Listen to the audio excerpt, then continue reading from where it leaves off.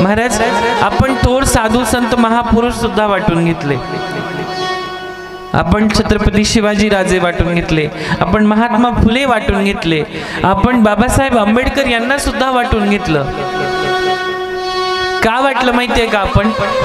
कारण आपल्याला हा विचार कधीच आला नाही की त्यांच्यामुळे आपल्याला काय काय विचार घेता येतील आयुष्यात. डॉक्टर बाबासाहेब आंबेडकर हे कोण्या एकट्या जातीसाठी नाहीये, हे कोण्या एकट्या संताचे, एकट्या पंथाचे नाहीये, हे संपूर्ण भारताचे. पण आपण का वाटलं माहितीये का? नाही ते तसे नाही हे असे. आपण हा मूर्खपणा केला. हरिजन म्हणतो आपण, पण हा विचार केला की हरिजन कुणाला म्हटलं गेलंय? गौतम बुद्ध हे सुद्धा भगवान विष्णूंच्या 24 अवतारातील एक अवतार आहे. खरंय की नाही? हो ना? 24 अवतारापैकी एक अवतार गौतम बुद्धांचा आहे. मग ते आपल्यापेक्षा वेगळे कसे?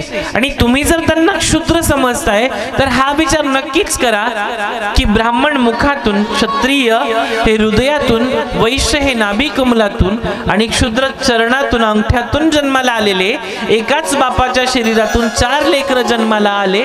शेवटच्या लेकराला आपण हरीचा जन म्हणतो. मोठा भाऊ जो ब्राह्मण आहे तो त्या छोट्या भावाच्या अगदी पायाजवळ पाणी टाकतो, म्हणजे पदस्पर्श करतो आणि चरणवंदना करतो भगवंताची. मग याच्यात मोठा कोण आहे? आणि आपण तो चुकीचापणा केला आणि ते चुकलं म्हणून आपण तिथे हरिजन म्हणून त्यांना वाटून घेतलं. तुमच्याकडे 2 रुपये असतील तर 1 रुपयाची भाकर घ्या आणि 1 रुपयाचं पुस्तक घ्या. भाकर तुम्हाला जगण्यास मदत करेल आणि पुस्तक तुम्हाला जगावं कसं हे शिकवेल. हे डॉक्टर बाबासाहेब आंबेडकरांचे शब्द.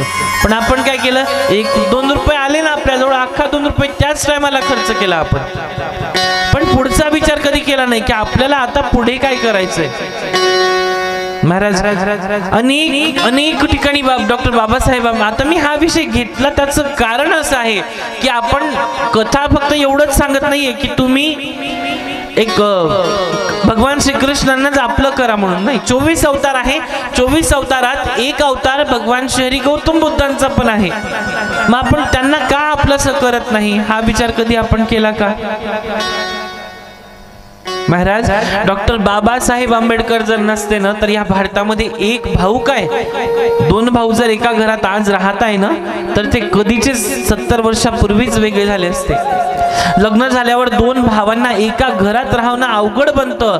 पण 29 राज्य, 10 धर्म, 7500 जाती, 3000 भाषा, हजारो संस्कृती, हजारो लाखो संत पंत, 45 कोटी कुटुंब आणि 136 कोटी लोकसंख्येला 78 वर्षापासून एकत्रित बांधून ज्यांनी ठेवलंय त्यांचं नाव डॉक्टर बाबासाहेब आंबेडकर आहे. हा विचार कधी आपण केला का?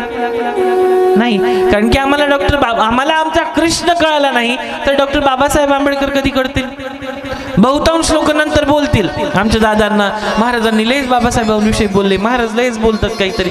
महाराज, आज ही काळाची गरज आहे. जर या महापुरुषांविषयी आपण ही रचना जर सांगितली नाही, त्यांनी केलेलं कर्तृत्व जर सांगितलं नाही तर मग पुढे त्यांचं अस्तित्व नामोनिशान मिटण्याला सुद्धा वेळ लागणार नाही.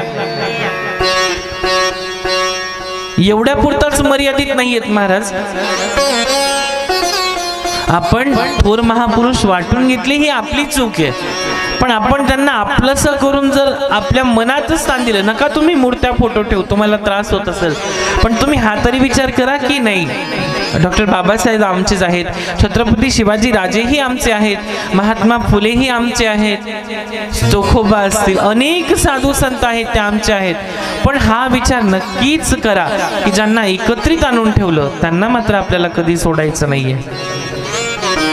महाराज, SSC, ST, NT, भटके, विमुक्त, OBC तुम्हाला गुलामच राहायला लागलं असतं असं बाबासाहेबांचं म्हणणं आहे. पण महार गावाबाहेर ढोर फाडत बसला असता, चांभार कातड सोलत बसला असता, कुंभार चिखल तुडवत बसला असता, मातंग डफली वाजवत बसला असता, दारोदारी फिरला असता, कुणबी फक्त शेताचंच काम करत बसला असता, लोहार फक्त भत्ता फुकत बसला असता, वडर फक्त डुकराच्या मागे धापा टाकत फिरला असता, माळी फुलाच ओळीत बसला असता आणि सुतार दरवाजे करीत बसला असता, कोळी मासे मारीच करत राहिला असता, दारुडी सापापुढे पुंगी वाजवत बसला असता, पथराट पाटे वरवंटे बनवत दररोज भटकला असता आणि धनगर मेंढ्या पाळत बसला असता आणि आदिवासी जंगलात शिकारी करत बसला असता, यांच्या गुलामीतून मुक्त करणाऱ्या महामानवाचं नाव आहे ते म्हणजे डॉक्टर बाबासाहेब आंबेडकर.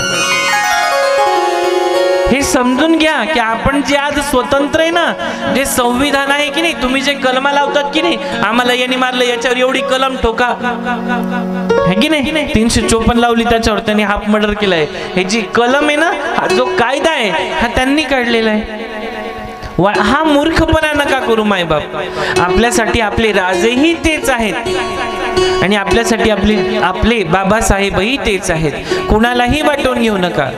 चोखोबा महाराज महार मार्तंग समाजाचे होते, सांभार समाजाचे तुकोबार आहेत, माफ करा, सांभार समाजाचे रोहिदास जी संत आहेत, कुंभार समाजाचे संत गोरोबा काका आहेत, मातंग समाजाचे किती शिवशाहीर होऊन गेले, शाहीर होऊन गेले, लोहार समाजाचे संत आहेत, माळी समाजाचे संत सावता महाराज माळी आहेत. आपण सगळ्यांना वाटून घेतलं महाराज, ही आपली चूक आहे. आणि ही चूक ज्या दिवशी आपल्याला कळेल ना, तेव्हा आपल्या या संपूर्ण हिंदुस्थानातून आपला नायनाट झालेला असेल.